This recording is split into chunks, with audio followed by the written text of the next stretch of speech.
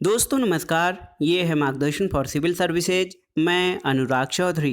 दोस्तों आज की वीडियो में हम सॉल्व करेंगे TGT, PGT, LT grade, government inter college प्रवक्ता, गवर्नमेंट डिग्री कॉलेज, उच्चतर शिक्षा असिस्टेंट प्रोफेसर, केंद्रीय विद्यालय संगठन और नेट जेआरएफ के लिए हिंदी के महत्वपूर्ण प्रश्नों का भाग 3। इसमें हम आदिकालीन साहित्य की प्रमुख प्रवृत्तियां चैप्टर से संबंधित महत्वपूर्ण प्रश्नों को आगे कंटिन्यू करेंगे। तो आइए शुरू करते हैं आज का वीडियो।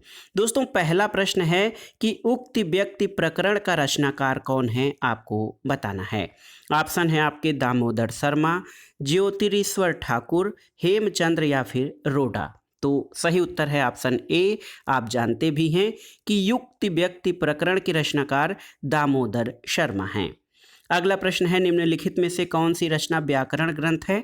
तो देखिए कीर्ति पताका, चर्यापद, उक्त व्यक्ति प्रकरण और वर्ण रत्नाकर, इनमें से कौन सी रचना व्याकरण ग्रंथ है। तो याद रखिएगा उक्त व्यक्ति प्रकरण, ऑप्शन सी आपका, ये एक व्याकरण ग्रंथ है जिसके रचनाकार दामोदर शर्मा हैं।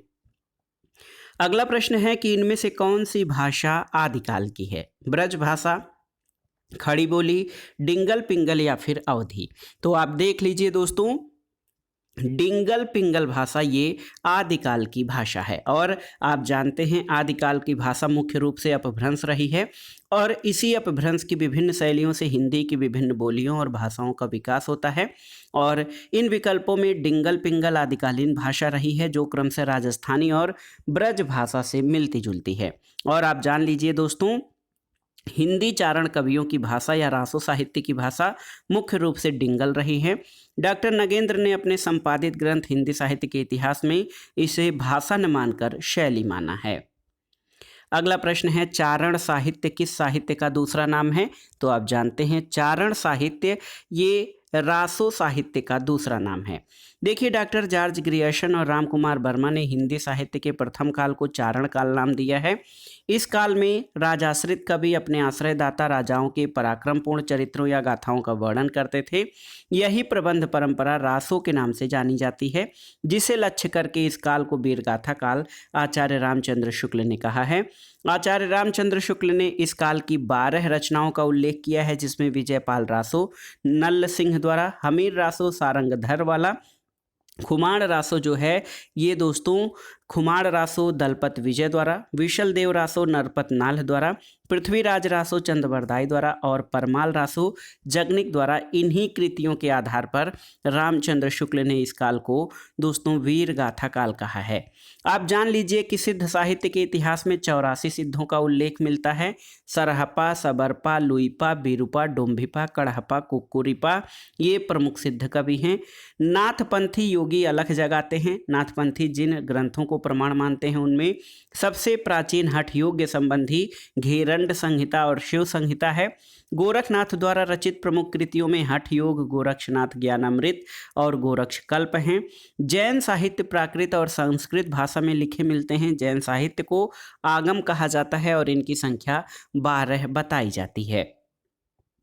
अगले प्रश्न पर आते हैं, निम्नलिखित में से कौन 84 सिद्धों में नहीं है। विरूपा, कड़हपा, सारंगधर और कुक्कुरिपा। तो सही उत्तर है सारंगधर दोस्तों, ये देखिए 84 सिद्धों में शामिल नहीं है। आप जान लीजिए सारंगधर ये हम्मीर रासो के रचनाकार हैं। अगला प्रश्न है सिद्धों की संख्या कितनी मानी जाती है। तो आपके लिए बहुत ही आसान सा ये प्रश्न है। 84 सिद्ध माने जाते हैं। आदिकाल में किस प्रकार का साहित्य लिखा जा रहा था, आपको बताना है। तो दोस्तों आदिकाल में जनजीवन से हटकर राजाओं की वीरता का अतिरंजित वर्णन करने वाला साहित्य लिखा जा रहा था, जिसको चारण साहित्य के नाम से भी जाना जाता है, क्योंकि ये दरबारी कवियों की प्रशंसा के लिए उनके प्रशंसात्मक जो है काव्य चारण काव्य कहा जाता था। अगला प्रश्न है रासो ग्रंथ किस भाषा में लिखे गए थे। ऑप्शन देखिए खड़ी बोली, ब्रज भाषा, अवधी या फिर डिंगल पिंगल। तो सही उत्तर है ऑप्शन डी, डिंगल पिंगल। दोस्तों रासो ग्रंथों में भाषा के रूप में डिंगल पिंगल का प्रयोग किया गया है। डिंगल जहाँ राजस्थानी के निकट है, पिंगल ब्रज भाषा के निकट है। रासो साहित्य श्रृंगार और वीर रस युक्त है, जिसके लिए डिंगल पिंगल भाषा अनुकूल थी। और आदिकाल में दोस्तों मुख्य रूप से अपभ्रंश भाषा का प्रयोग किया जाता था, जो बाद में विभिन्न शैलियों में परिवर्तित होकर आधुनिक हिंदी में देखी जा रही है। अगले प्रश्न पर आते हैं दोस्तों। बहुत ही महत्वपूर्ण प्रश्न है कि निम्नलिखित में से कौन सी श्रेणी काल क्रमानुसार सही है, आपको बताना है। तो इसमें कालक्रम के अनुसार जो श्रेणी है वो आप देख सकते हैं, बीसल देव रासो, फिर पृथ्वीराज रासो, उसके बाद हमीर रासो और फिर खुमार रासो। तो आप देखिए, बीसल देव रासो के रचयिता नरपत नाल है, पृथ्वीराज रासो के रचयिता कौन है, चंदबरदाई, हमीर रासो के सारंगधर या खुमार रासो के रचयिता दलपत विजय हैं। आप देख लीजिए दोस्तों, ये ऑप्शन ए सही है, बीसल देव, पृथ्वीराज रासो, हमीर रासो और खुमार रासो। आचार्य रामचंद्र शुक्ल चंदबरदाई को हिंदी का प्रथम महाकवि और पृथ्वीराज रासो को हिंदी का प्रथम महाकाव्य मानते हैं। और मिश्र बंधुओं ने भी हिंदी का प्रथम वास्तविक महाकवि चंदबरदाई को ही माना है। अगला प्रश्न है, वीर गाथा कालीन रासो काव्यों में निम्नलिखित में से किस विषय का वर्णन नहीं है? आश्रयदाताओं का अतिरंजनापूर्ण वर्णन, इतिहास और कल्पना का मिश्रण, कृष्ण लीला का प्रतिपादन या फिर युद्धों का सजीव और गत्यात्मक वर्णन। तो दोस्तों, वीर गाथा कालीन रासो काव्यों में कृष्ण लीला का प्रतिपादन नहीं किया गया है। इन काव्यों में आश्रयदाताओं का अतिरंजनापूर्ण वर्णन, इतिहास और कल्पना का मिश्रण और युद्धों का सजीव चित्रण मिलता है। अगला प्रश्न है, उपदेश रसायन के रचनाकार कौन हैं? तो बहुत ही आसान सा प्रश्न है, जिन दत्त सूर्य दोस्तों ये उपदेश रसायन के रचनाकार हैं। उपदेश रसायन के बारे में कुछ अन्य तथ्य जान लेते हैं। उपदेश रसायन आदिकालीन कवि जिन दत्त सूर्य द्वारा रचित रासो काव्य परंपरा का ग्रंथ है, जो कि अपभ्रंश भाषा में लिखा गया है, और ये ग्रंथ गीत नृत्य परक धारा का रासो काव्य है। रासो ग्रंथों में आप देखिए, भरतेश्वर बाहुबली रास शालिभद्र सूरी, बुद्धि रास शालिभद्र सूरी, पेठद रास मंडलिक और जीव दया रास आसगु द्वारा लिखा गया है। अगला प्रश्न है दोस्तों, हिंदी साहित्य के 700 से 1400 ईस्वी के कालखंड को ग्रियर्सन द्वारा क्या नाम दिया गया है? ऑप्शन है संधि काल, प्रारंभिक काल, चारण काल या अपभ्रंश काल। तो सही उत्तर ऑप्शन सी, चारण काल। दोस्तों, हिंदी साहित्य के 700 से 1400 ईस्वी के कालखंड को जॉर्ज ग्रियर्सन ने चारण काल नाम दिया है। इसका प्रारंभ 640 ईस्वी के आसपास स्वीकार किया गया है। अधिकतर विद्वानों की कृतियों में ग्रियर्सन द्वारा काल विभाजन 700 से 1300 ईस्वी उद्धृत मिलता है, जिसे उन्होंने चारण काल दिया गया है। चारण काल कहा है। उत्तर प्रदेश लोक सेवा आयोग द्वारा पूछे गए इस प्रश्न में 700 से 1400 ईस्वी इसका उत्तर दिया गया है। अगला प्रश्न है, बीसल देव रासों में किस शैली का प्रयोग किया गया है? श्रृंगारिक, आख्यान, गेय या प्रबंध? तो सही उत्तर है गेय। दोस्तों, बीसल देव रासो मूलतः गेय काव्य था और इसके रूप में परिवर्तन होता रहा है। ये प्रेम और श्रृंगार से परिपूर्ण काव्य है, जिसमें भोज परमार की पुत्री राजमती और अजमेर के चौहान राजा बीसल देव तृतीय के विवाह, वियोग और पुनर्मिलन की कथा सरस शैली में प्रस्तुत की गई है। नरपति नाल ने दोस्तों बीसल देव रासो की रचना 1155 ईस्वी में की थी और बीसल देव रासो आदिकाल की एक श्रेष्ठ काव्य कृति है। बीसल देव रासो की श्रृंगार परंपरा का आदिकाल में ही अंत नहीं हो जाता। विद्यापति से होती हुई ये परंपरा भक्ति काल में प्रेमाख्यानक काव्यों तक पहुंची, कृष्ण भक्तों को भी प्रभावित किया और रीतिकाल में जाकर इसका सरस श्रृंगार काव्य के रूप में चरम विकास हुआ। बीसल देव रासो में हिंदी काव्य में प्रयुक्त होने वाला 12 मासा वर्णन सबसे पहले मिलता है। दोस्तों, बीसल देव रासो के बारे में कई सारे प्रश्न पूछे गए हैं। आपको बता दें कि बीसल देव रासो के रचनाकार कौन हैं, कई बार पूछा गया है। तो आप जानते हैं नरपति नाल बीसल देव रासो के रचनाकार हैं। अगला प्रश्न है, बीसल देव रासो में बीसल देव की पत्नी कौन है? तो सही उत्तर है बीसल देव की पत्नी भोज परमार की पुत्री राजमती रहती है। ऑप्शन ए आपका सही उत्तर है। अगले प्रश्न में पूछा गया है कि बीसल देव रासो के रचयिता कौन है? तो सही उत्तर है नरपति नाल। ऑप्शन सी आपका सही उत्तर है। यही प्रश्न आगे भी कई बार परीक्षाओं में पूछा गया है कि बीसल देव रासो के रचनाकार या रचयिता कौन है? तो आप जानते हैं नरपति नाल दोस्तों बीसल देव के रचनाकार हैं। अगला प्रश्न है, निम्नलिखित रासो ग्रंथों में से कौन सा एक काव्य प्रेम काव्य या श्रृंगार काव्य है? ऑप्शन देखिए, बीसल देव, परमाल रासो, पृथ्वीराज रासो या फिर जय मयंक जस चंद्रिका। तो सही उत्तर है बीसल देव रासो दोस्तों, ये एक प्रेम काव्य और श्रृंगार काव्य का उदाहरण है। अगला प्रश्न है, निम्नलिखित में से किस रासो काव्य का मूल वर्ण विषय वीर रस न होकर श्रृंगार रस है? तो ये बहुत ही महत्वपूर्ण प्रश्न है दोस्तों। बीसल देव रासो जो है, इसका मूल वर्ण विषय वीर रस न होकर प्रेम और श्रृंगार रस है। अगला प्रश्न है, राजमती से रूठकर बीसल देव कहाँ चला गया था? आपको बताना है, कर्नाटक, उड़ीसा, तमिलनाडु या फिर आंध्र। तो सही उत्तर है ऑप्शन बी, ओडिशा। दोस्तों, बीसल देव रासो में राजा भोज परमार की पुत्री राजमती और अजमेर के चौहान राजा बीसल देव तृतीय के विवाह, वियोग और पुनर्मिलन की कथा सरस शैली में प्रस्तुत है। इसमें वर्णित है कि राजमती की बातों से रुष्ट होकर स्वाभिमानी राजा बीसल देव उड़ीसा यानी जो अब का ओडिशा है चला गया था। 12 वर्ष तक राजमती उसके विरह में दुखी रहती है। वह राजभवन की दीवारों को कोसती हुई वन में रहने की कामना करती है। सामंती जीवन के प्रति गहरी अरुचि का सजीव चित्रण इस काव्य में मिलता है।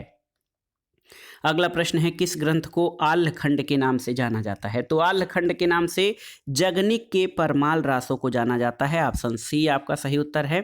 दोस्तों, जगनिक का जो परमाल रासो ग्रंथ है, ये आल्हखंड के नाम से जाना जाता है। इसमें महोबा उत्तर प्रदेश के वीर आल्हा और ऊदल की वीरता का वर्णन किया गया है और उत्तर प्रदेश के अवध और मध्य प्रदेश के बुंदेलखंड की सर्वाधिक लोकप्रिय वीर गाथा है। 1865 में चार्ल्स इलियट ने जिस आल्हखंड का प्रकाशन कराया था, वह मौखिक परंपरा पर आधारित है और इसी प्रति के आधार पर डॉक्टर श्याम सुंदर दास ने परमाल रासो का पाठ निर्धारण किया और उसे नागरी प्रचारणी सभा से प्रकाशित कराया। अगला प्रश्न है दोस्तों, उत्तर प्रदेश में आल्हखंड के नाम से कौन सा काव्य प्रचलित है? तो आप जानते हैं परमाल रासो। अगला प्रश्न है, आल्हा और ऊदल के चरित्र को वीर गीतात्मक काव्य के रूप में रचने वाले कवि कौन हैं? तो ये हैं जगनिक। जगनिक की कृति है परमाल रासो और इसे आल्हखंड भी कहा जाता है, जिसमें महोबा के 2 सेनापतियों आल्हा और ऊदल के जो है वीर गाथात्मक वर्णन किया गया है। अगला प्रश्न है, आल्हखंड नामक काव्य ग्रंथ का दूसरा नाम क्या है? तो आप जानते हैं जगनिक कृत परमाल रासो। यही प्रश्न कई बार पूछा गया है, तो कंफ्यूज मत होइएगा। आल्हखंड का दूसरा नाम क्या है? तो परमाल रासो नाम है। परमाल रासो काव्य कृति के कवि का क्या नाम है? तो आप जानते हैं जगनिक परमाल रासो के रचनाकार हैं। अगला प्रश्न है दोस्तों, आल्हा और ऊदल नामक 2 वीर सरदारों की वीरतापूर्ण लड़ाइयों का वर्णन कहाँ पर मिलता है?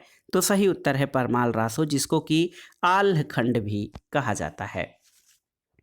अगला प्रश्न है दोस्तों, कवि जगनिक की रचना का नाम क्या है? आपको बताना है। तो सही उत्तर है कवि जगनिक की रचना का नाम आल्हखंड है। तो याद रखिएगा, आल्हखंड और परमाल रासो जो है दोस्तों, ये इसका नाम जो परमाल रासो है मेन, इसको आल्हखंड नाम से भी जाना जाता है, जो कि जगनिक की रचना है। अगला प्रश्न है, परमाल रासो के लेखक कौन हैं? तो आप जानते हैं परमाल रासो के लेखक जगनिक हैं। अगला प्रश्न, आल्हा और ऊदल किस राजा के सामंत थे? तो आप जान लीजिए ये परमाल राजा के सामंत थे। आल्हा और ऊदल राजा परमाल के सामंत थे, जिनकी वीरता का वर्णन जगनिक ने परमाल रासो में किया है। अगला प्रश्न एक देखिए, दोहा है कि 12 बरिस ले कुकर जिए और 13 ले जिए सियार, बरिस 18 छत्री जिए आगे जीवन को धिक्कार। ये किस विधा की रचना है? सोहर, कजली, बिरहा या आल्हा? तो सही उत्तर है ऑप्शन डी, आल्हा विधा की ये रचना है और ये पंक्तियां जगनिक द्वारा रचित परमाल रासो से ली गई हैं। इसमें आल्हा और ऊदल नामक 2 वीर सरदारों की वीरतापूर्ण लड़ाइयों का वर्णन है और इसमें वीर भावना का जितना प्रौढ़ रूप मिलता है, उतना अन्यत्र दुर्लभ है। युद्धों के अत्यंत प्रभावकारी वर्णनों की इस काव्य में भरमार है। इसकी रचना लोक गाथा के रूप में न होकर शुद्ध काव्य के रूप में हुई है और ये आल्हा विधा है। अगला प्रश्न है दोस्तों, वीर गाथा काल के प्रसिद्ध प्रबंध काव्य का नाम क्या है? ऑप्शन है पद्मावत, पृथ्वीराज रासो, कामायनी या फिर रामचरितमानस। तो सही उत्तर है ऑप्शन बी, पृथ्वीराज रासो। दोस्तों, वीर गाथा काल का प्रसिद्ध प्रबंध काव्य पृथ्वीराज रासो है, जिसे आचार्य रामचंद्र शुक्ल ने हिंदी का प्रथम महाकाव्य और इसके रचयिता चंद बरदाई को हिंदी का प्रथम कवि माना है। पृथ्वीराज रासो के 4 संस्करण प्रसिद्ध हैं। सबसे बड़े संस्करण का प्रकाशन नागरी प्रचारणी सभा काशी से हुआ है। इसकी हस्तलिखित प्रतियां जो है उदयपुर के संग्रहालय में हैं। 1585 में लिखित प्रति के आधार पर रासो का संपादन कराया गया। इस संस्करण में 69 खंड और 16,306 छंद हैं। द्वितीय रूप में दोस्तों पृथ्वीराज रासो जो उपलब्ध है 7,000 छंदों का काव्य है। इसका प्रकाशन नहीं हुआ, किंतु अबोहर और बीकानेर में इसकी प्रतियां सुरक्षित हैं। ये 17वीं शताब्दी ईस्वी में लिखी गई हैं। तीसरा लघु संस्करण 3500 छंदों का है, जिसमें 19 खंड हैं। इस संस्करण की हस्तलिखित प्रतियां भी बीकानेर में सुरक्षित हैं। चौथा संस्करण सबसे छोटा है, जिनमें कुल 1300 छंद हैं। इसी को डॉक्टर दशरथ शर्मा सहित कुछ विद्वान मूल रासो मानते हैं। हजारी प्रसाद द्विवेदी ने पृथ्वीराज रासो को शुक सुकी संवाद के रूप में रचित माना है। और चंदबरदाई के बारे में जान लीजिए कि ये महाराज पृथ्वीराज चौहान के दरबारी कवि थे। इनकी भाषा को भाषा शास्त्रियों ने पिंगल कहा है। इसमें महाराज पृथ्वीराज और उनकी प्रेमिका संयोगिता के पैड़य और युद्ध का वर्णन है। चंदबरदाई पृथ्वीराज के राजकवि ही नहीं, उनके सखा और सामंत भी थे और खट भाषा, व्याकरण, काव्य साहित्य, छंद शास्त्र, ज्योतिष, पुराण, नाटक आदि अनेक विधाओं में पारंगत थे। अब इस जो है जानकारी के आधार पर जो अगले कई प्रश्न हैं उनको देखिए। हिंदी का प्रथम महाकाव्य किसे माना जाता है? तो पृथ्वीराज रासो को। रामचंद्र शुक्ल ने हिंदी का प्रथम महाकवि किसे माना है? दोस्तों पृथ्वीराज रासो के रचयिता चंदबरदाई को रामचंद्र शुक्ल ने हिंदी का प्रथम महाकवि माना है। पृथ्वीराज रासो को हिंदी का प्रथम महाकाव्य मानने वाले आलोचक कौन हैं? तो सही उत्तर है रामचंद्र शुक्ल।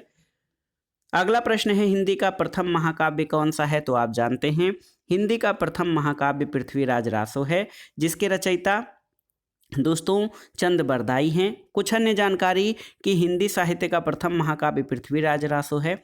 खड़ी बोली हिंदी का प्रथम महाकाव्य प्रियप्रवास है और पृथ्वीराज रासो आदिकालीन रचना है। इसके रचनाकार चंदबरदाई हैं। प्रियप्रवास के रचनाकार अयोध्या सिंह उपाध्याय हरिऔध हैं। अगला प्रश्न है दोस्तों हिंदी साहित्य का प्रथम महाकाव्य कौन सा है? आपको बताना है। यही प्रश्न बार बार पूछा गया है। तो पृथ्वीराज रासो है।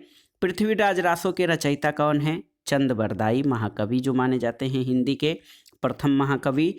अगला प्रश्न है पृथ्वीराज रासो के रचयिता कौन है? तो आप जानते हैं दोस्तों चंदबरदाई।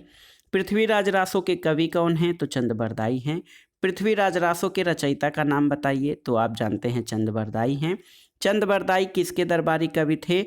तो ये दोस्तों चंदबरदाई महाराज पृथ्वीराज चौहान के दरबारी कवि थे। ऑप्शन डी आपका सही उत्तर है। पृथ्वीराज रासो किस कवि की रचना है? तो आप जानते हैं कि चंदबरदाई की रचना है पृथ्वीराज रासो। अगला प्रश्न है हिंदी का प्रथम महाकाव्य किस रचना को माना जाता है? तो सही उत्तर है पृथ्वीराज रासो। चंदबरदाई कृत पृथ्वीराज रासो को हिंदी का प्रथम महाकाव्य और चंदबरदाई को हिंदी का प्रथम महाकवि माना जाता है।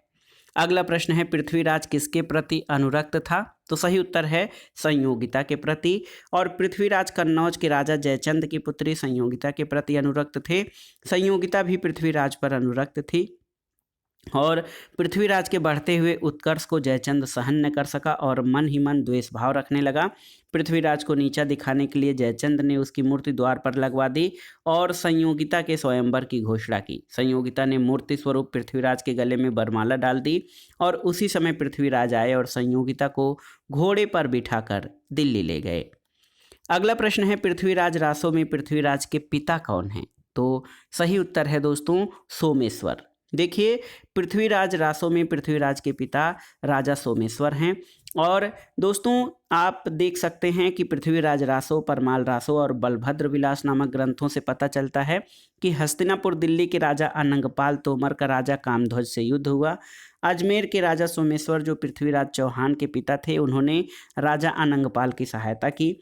तब अनंगपाल ने अपनी पुत्री इंद्रावती का विवाह राजा सोमेश्वर से करके उनका एहसान चुकाया और रानी इंद्रावती का एक नाम कमला भी था।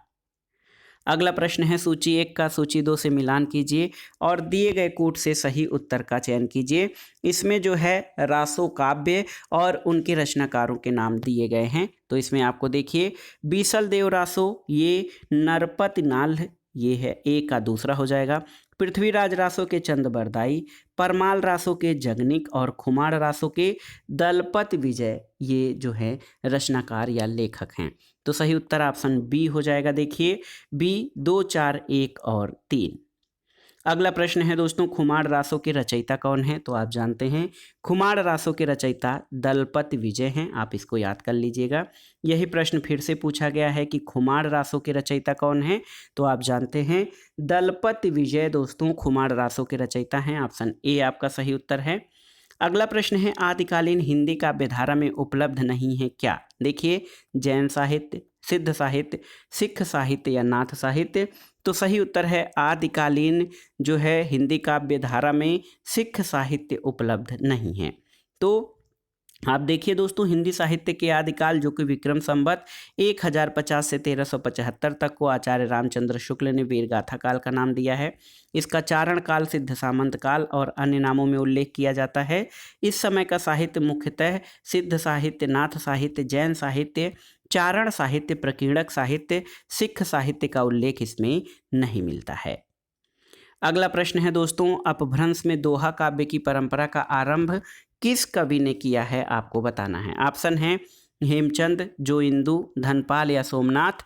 तो सही उत्तर है ऑप्शन बी, जोइंदू। दोस्तों अपभ्रंश में दोहा काव्य की परंपरा का आरंभ आदिकालीन कवि जोइंदू ने किया। इनकी प्रमुख रचनाओं में योगसार और परमात्म प्रकाश। योगसार जहां आध्यात्मिक ग्रंथ है, वहीं परमात्म प्रकाश आत्मा, परमात्मा, द्रव्य, गुण, कर्म, पाप, पुण्य, परम समाधि इत्यादि का वर्णन मिलता है। जोइंदू को योगींद्र भी कहा जाता है। अगला प्रश्न है, निम्नलिखित में से कौन वीरगाथा काल की रचना नहीं है? देखिए संदेश रासक, जय मयंक, जस चंद्रिका, आलखंड या भक्तमाल। तो सही उत्तर है ऑप्शन डी, भक्तमाल। दोस्तों नाभादास भक्ति काल के कवि हैं। इनकी रचना भक्तमाल है। प्रियादास की भक्तमाल की टीका 1712 में लिखी गई थी। इसमें 200 भक्तों का चरित्र 316 छप्पयों में वर्णित है। भक्तमाल में तुलसीदास जी को भक्तमाल का सुमेरु कहा गया है। और संदेश रासक अब्दुल रहमान की रचना है। जय मयंक जस चंद्रिका मधुकर भट्ट की रचना है। अगला प्रश्न है, इनमें से कौन सा कवि आदिकाल का नहीं है? चंदबरदाई, जगनिक, नाभादास या दलपत विजय।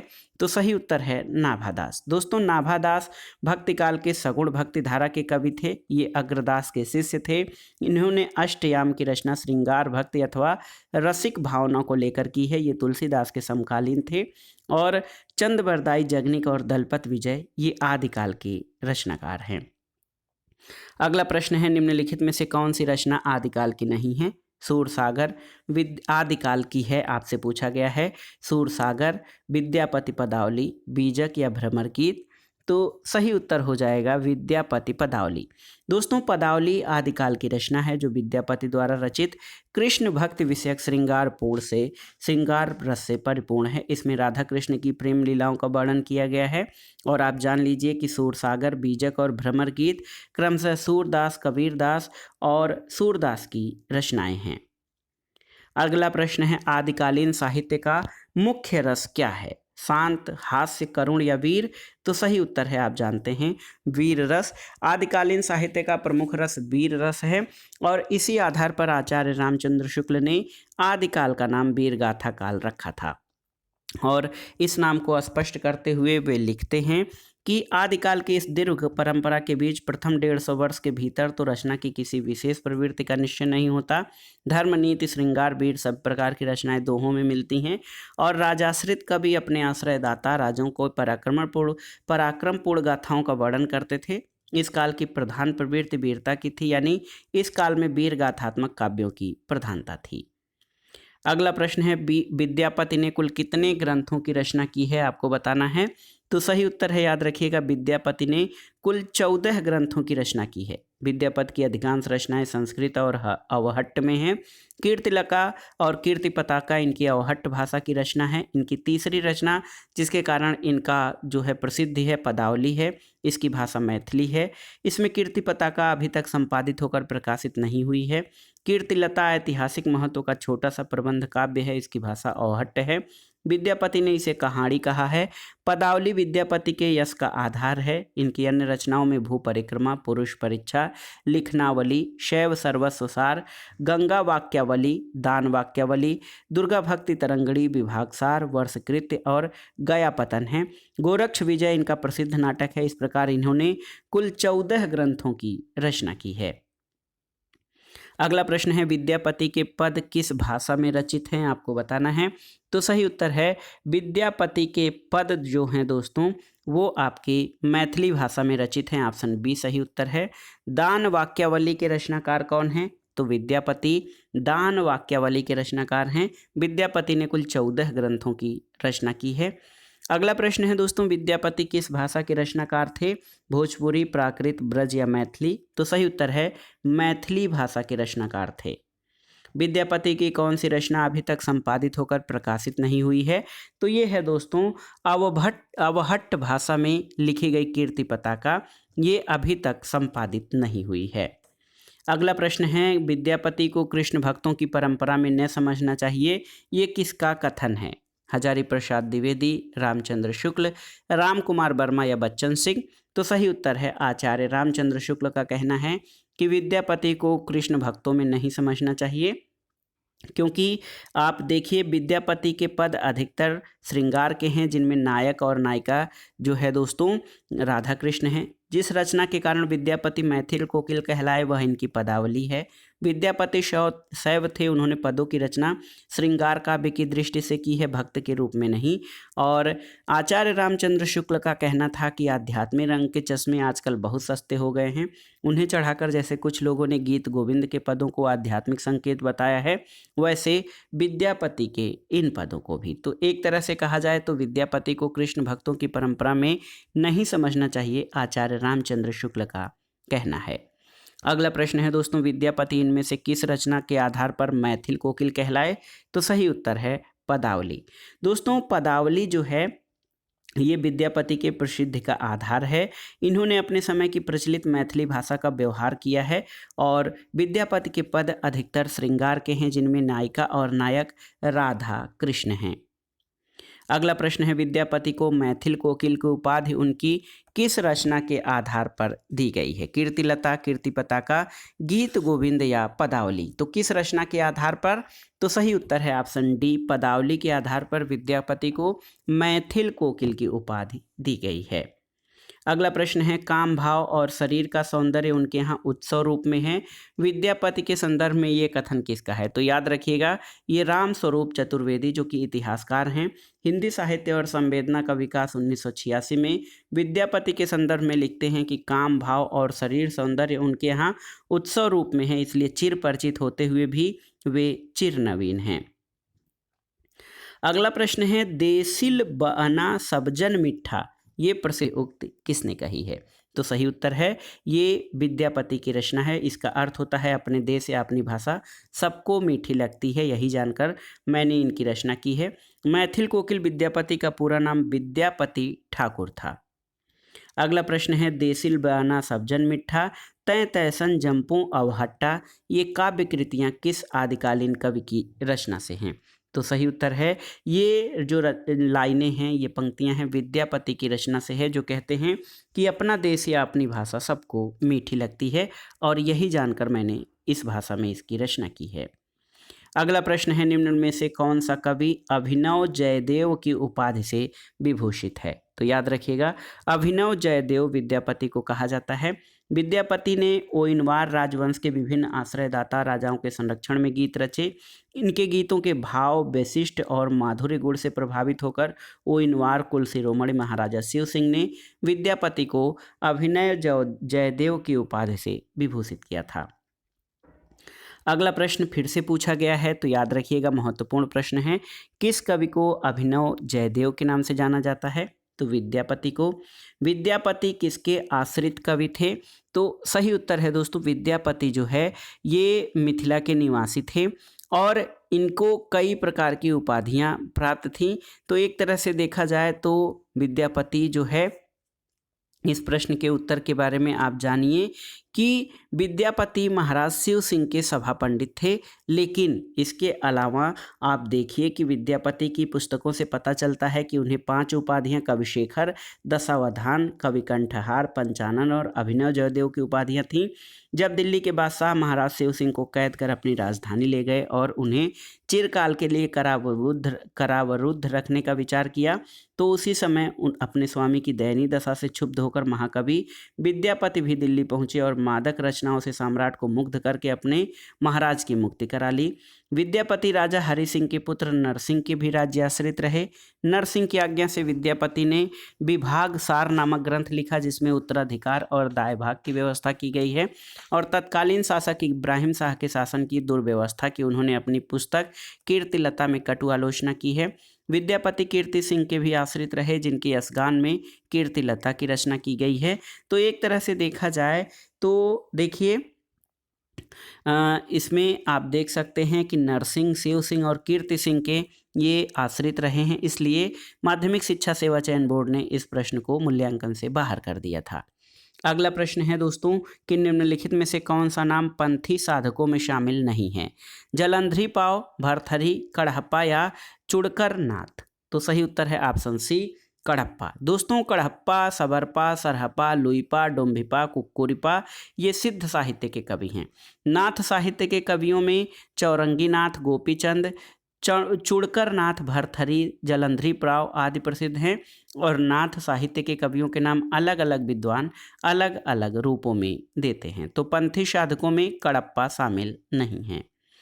अगला प्रश्न है दोस्तों, आदिकाल के अंतर्गत सरहपा, लुईपा आदि कवि किस साहित्य से संबंधित हैं?